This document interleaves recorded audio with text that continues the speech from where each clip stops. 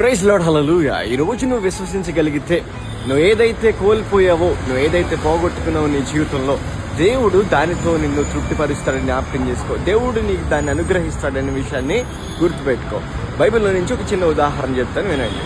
ఏదైతే అబ్రహాంని దేవుడు ఇస్సాకును బలి అర్పణ కోరాడో, అబ్రహాం వారు మాట్లాడకుండా ఇస్సాకును బలి అర్పించడానికి వెళ్తున్న టైంలో మేబీ అబ్రహాం అనుకుండొచ్చేమో, అయ్యో నా కుమారుని నేను కోల్పోతానే, నా కుమారుని నేను పోగొట్టుకుంటానే, కానీ అర్పించడానికి వెళ్ళిపోయాడు కానీ దేవుడు బలి అర్పణ కోరలేదు. పోగొట్టుకుంటున్నాను అన్న దాన్ని దేవుడు తిరిగి నిలబెట్టిన విధంగా ఈరోజు నీ జీవితంలో కూడా దేవుడు నిలబెడతాడు.